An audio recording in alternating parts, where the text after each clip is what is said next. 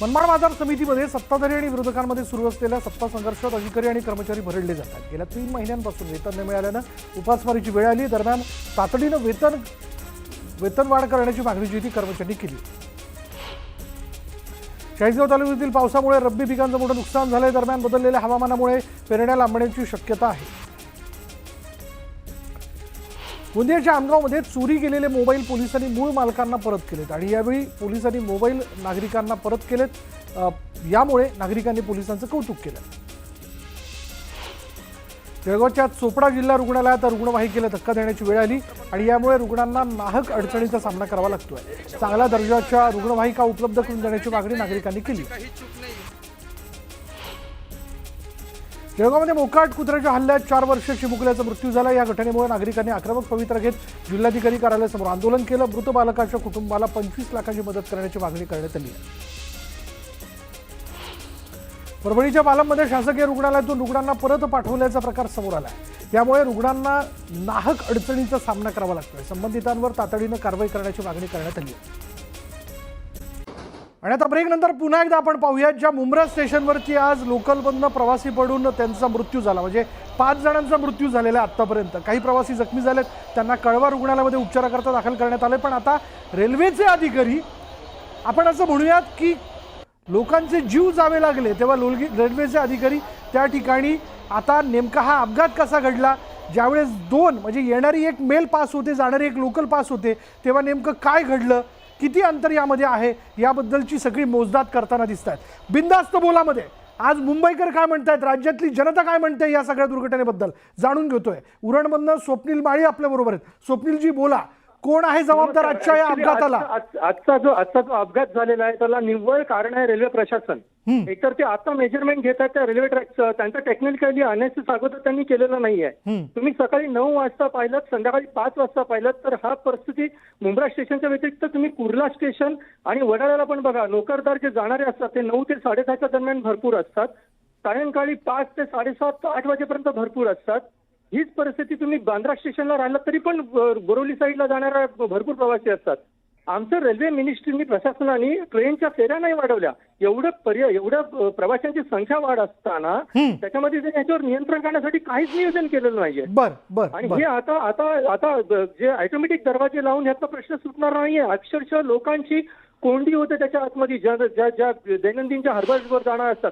कुर्ल्याला तुम्ही आताही परवडेस घेतलात ना तर 7-7:30ला तुम्हाला दिसेल अक्षरशः चढताना वांदे होतात, उतरताना प्रॉब्लेम येतो। नाही बरोबर आहे, प्रवासी संख्या आणि ट्रेन वाढवायला हव्यात। जी जीवघेणा प्रवास आहे। एवढ्या सगळ्या गर्दीतनं सकाळी प्रवास करणं फार कठीण आहे। हा अनुभव मी सुद्धा वैयक्तिक घेतलेला आहे। पुढला फोन आपण घेऊयात। डोंबिवलीतनं सचिन सोनार आपल्या बरोबर आहे। सचिनजी बोला। हा नमस्कार।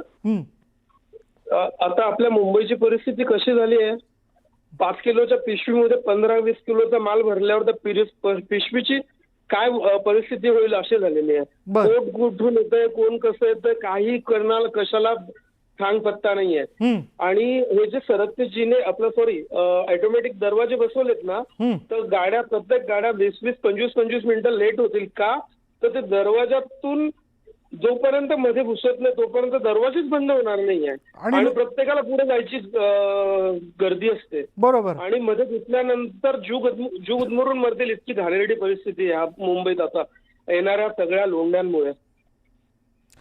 त्यामुळे त्याचा काही फायदा होणार नाही असं आपल्याला वाटतं। चला पुढला फोन घेऊया। डोंबिवलीवरनं आणखीन एक प्रवासी आपल्या सोबत आहेत। रमण देशमुख आपल्या बरोबर। रमणजी बोला। हॅलो, कल्याण डोंबिवली, कल्याण डोंबिवली ठाणे कुर्ला ही अतिशय गर्दीची स्थान आहेत आणि ते त्याचा मृत्यूचे स्थान आहे। कारण काय, भरपूर वस्ती वाढत आहे, आमदार खासदार मुख्यमंत्री सगळं डोंबिवलीत राहतात, पण नियोजन शून्य कारभार आहे, निष्क्रिय कारभार आहे। रेल्वे मंत्र्यांनी राजीनामा द्यावा आणि ह्याच्यावर काय ते उपाय करण्यात यावे, कारण कोणाच्या हातात काही राहिलं नाही, सरकार निष्क्रिय झालेलं आहे, आमदार खासदारांचे काही नियंत्रण राहिलं नाही, वस्ती वाढते आहे आणि त्याचं मॅनिप्युलेशन नियंत्रण वगैरे काही नाही आणि सर्वस्वी रेल्वे खातं याच्यात जबाबदार आहे, निष्क्रिय सरकार आहे। त्याच्यामुळे या गोष्टी होणार नाही आणि मृत्यू सावध झालं तर स्वयंचलित दरवाजे वाटावे आणि लाखो रुपये मिळतात त्या उत्पन्नासाठी डोंबिवलीकरांचे सहकार्य, म्हणजे त्यांना जनतेच्या प्रश्नाकडे लक्ष द्यावं। काय हे सरकार निष्क्रिय आहे, काही जनतेच्या प्रश्नाकडे लक्ष देत नाही। मी सदा निषेध व्यक्त करतोय। बरं, रोष व्यक्त केलाय। रोशनी पाटेकर आपल्या बरोबर आहेत काळ्या चौकीवरनं। रोशनीजी बोला। हा, मी काळा चौकीवरून रोशनी पाटेकर बोलते. ही बोला. जी आजची दुर्घटना झालेली आहे मुंब्रा येथे, ह्याला संपूर्णपणे रेल्वे प्रशासन जबाबदार आहे. हा, कारण की ह्यांच्या वेळा ह्या लोकांना माहिती आहे, इथून जाणारी ट्रेन आणि इथून येणारी ट्रेन. बर बरोबर.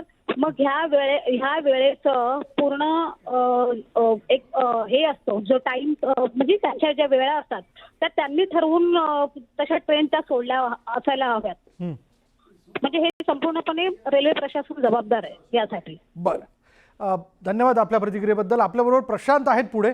प्रशांतजी बोला. प्रशांतजी बोला, काय म्हणणं आहे? आजच्या या सगळ्या दुर्घटनेला कोण जबाबदार आहे? प्रशांतजी, पहिले तर आपल्या टीव्हीचा आवाज कमी करा आणि थेट आपलं म्हणणं मांडा.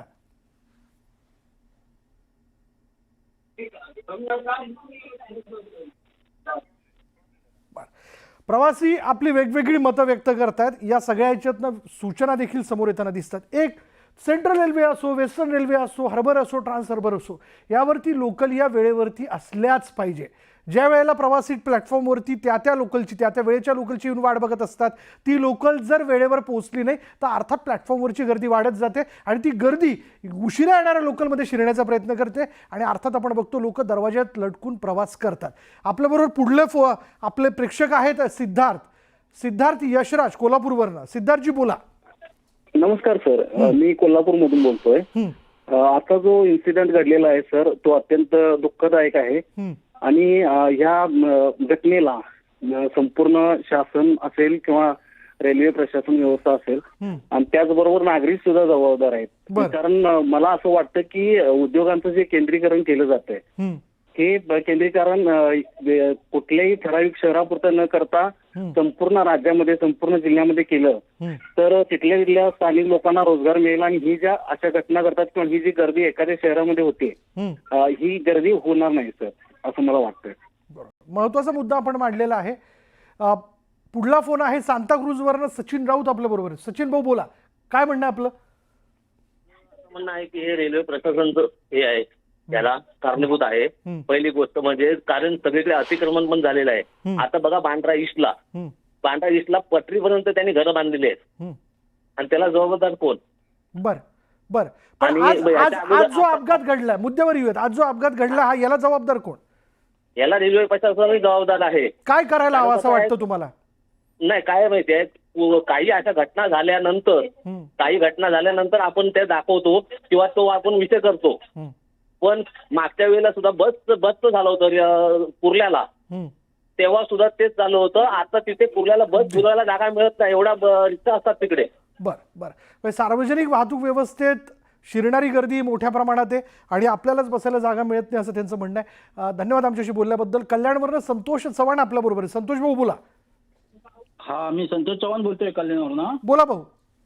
तर आजची जी घटना घडली आहे रेल्वेची, ती फार दुर्घटना आहे. हा, आणि रेल्वे प्रशासन बोलते की ते दरवाजा करणार आहे, त्याचा याला ऑटोमॅटिक दरवाजा. त्यांनी तर ते प्रवाशांचं काही प्रश्न सुटणार नाही. बर, कारण गर्दी तर वाढतच जाणार आहे आणि जोपर्यंत दरवाजा बंद होणार नाही तोपर्यंत पुढे ट्रेन जाऊ शकत नाही. बरोबर संतोष भाऊ. साहजिकच म्हणजे रेल्वे लेट होणार. बर, हा काही तोडगा नाही त्याला त्याच्यावरती. बरं, म्हणजे लोकलच्या फेऱ्या वाढवायला हव्यात, लोकल वेळेवर यायला हवी, असे अनेक विषय अनेक सूचना समोर येताना दिसत आहेत. ऑटोमॅटिक दरवाजाने देखील फरक पडणार नाही असं संतोष चव्हाण यांचं म्हणणं आहे. नाशिकवरनं सचिन शिरसाट आपल्या बरोबर आहेत. सचिनजी बोला, काय म्हणणं आहे आपलं? सर, मी नाशिकवरून बोलतोय. मी ऍक्च्युली महाराष्ट्राचा रहिवासी आहे आणि माझे नातेवाईक मुंबईला असतात, अंधेरीला. तर मी माझ्या परिवारासोबत चर्चगेट वरून अंधेरी गेलो, म्हणजे जायचं होतं मला. तर ते लोकलमध्ये एवढी प्रचंड गर्दी होती सर की